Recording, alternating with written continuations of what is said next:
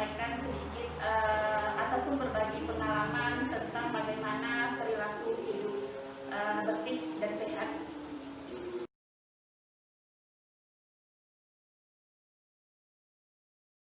Oke, kalau kita berbicara tentang PHBS, berarti yang pertama dulu kita harus mengetahui dulu begitu banyak pengertian dari PHBS itu sendiri. Artinya kita melihat dulu bahwa secara formal PHBS itu ada dikeluarkan pengertiannya dari Kementerian Kesehatan, di mana di situ diharapkan apa? Semua perilaku kesehatan. Apa itu maksud semua perilaku kesehatan? Di mana di situ dituntut kesadaran dari kita sendiri, ya, diawali dari kesadaran kita sendiri, kemudian kita tujukan lagi ke anggota keluarga yang di lingkungan rumah tangga, supaya apa? Kita harus berperilaku hidup sehat, di mana dengan berperilaku hidup bersih dan sehat berarti kita sudah menjaga kebersihan dan aktivitas kegiatan masyarakat di dalam bidang kesehatan.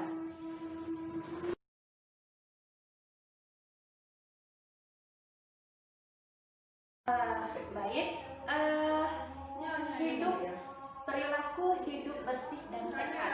Nah, banyak sekali tindakan-tindakan atau perilaku kita untuk kita mempraktekkan bagaimana tindakan kita untuk hidup bersih dan sehat.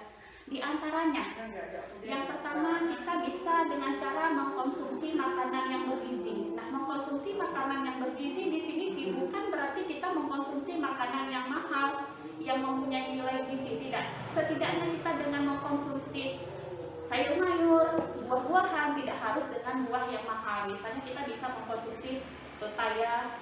Kemudian untuk perilaku yang lainnya, kita juga harus berolahraga, ya, berolahraga rutin, kemudian rajin mencuci tangan menggunakan air bersih, menggunakan sabun. Kemudian perilaku hidup sehat ini juga harus pada anak-anak, misalkan pada balita kita juga harus mengontrol tingkat gizinya, pemberian ASI eksklusif itu akan menjaga ketahanan tumbuh kembang bayi itu, ya. Kemudian bisa kita juga banyak ya sebenarnya perilaku ataupun tindakan-tindakan dalam kita hidup bersih dan sehat. Kemudian makan minum yang teratur itu juga bisa, dan lain sebagainya. Juga harus membuang sampah pada tempatnya. Berarti kita dengan melakukan tindakan demikian berarti kita sudah menjaga kebersihan di lingkungan kita sendiri, ya, sebelum kita menjaga ke lingkungan yang lebih luas lagi.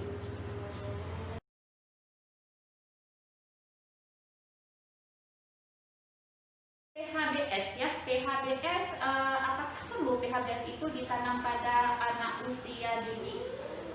Menurut saya dan menurut pakar-pakar kesehatan lainnya, itu sangat perlu. Karena apa?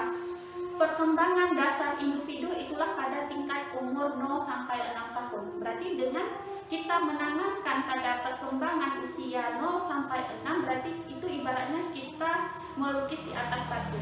Karena apa? Di situ pada usia tersebut anak-anak lebih mudah menyerap, lebih cepat menerima masukan-masukan tentang hidup sehat. Di antaranya apa? Kita di situ sudah menanamkan pada anak-anak kita bagaimana mencuci tangan, pemeliharaan kesehatan, misalkan dengan cara memotong kuku, ya, jangan sampai kukunya penuh dengan kotoran. Kemudian kita berikan makanan yang sehat, kita suruh anak kita untuk rajin berolahraga, kemudian juga untuk menjaga kesehatan jambannya dan lain sebagainya.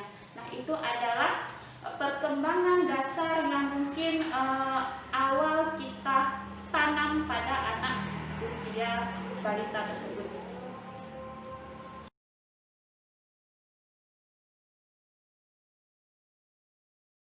Oke, langkah kita mulai PHBS. Yang pertama, itu diri kita sendiri dulu. Karena apa? Kita meyakini dulu manfaat dari kebersihan, guna kesehatan itu untuk kita. Nah, kalau kita sudah tanamkan langkah pada pada diri kita, maka itu akan diikuti oleh perkembangan yang di lingkungan. Lingkungan dasar itu apa? Yaitu rumah tangga.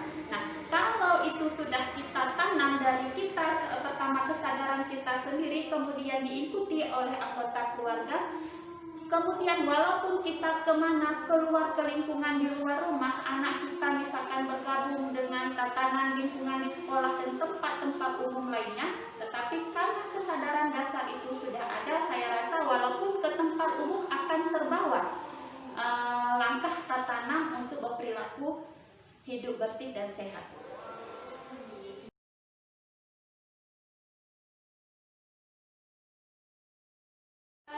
Mungkin demikian yang dapat saya bagi tentang tips perilaku hidup bersih dan sehat untuk kita terapkan, untuk kita menjaga kebersihan, menjaga kesehatan, apalagi pada saat wabah yang seperti ini. Selain kita menerapkan protokol kesehatan, menjaga kebersihan lingkungan, dari yang tadi saya uraikan itu harus kita terapkan, karena dengan kita menerapkan sendiri berarti kita sudah berbagi manfaatnya untuk orang lain juga selain untuk diri kita sendiri. Mungkin itu yang dapat saya bagi tentang tips perilaku hidup bersih dan sehat. Saya akhiri. Assalamualaikum warahmatullahi wabarakatuh.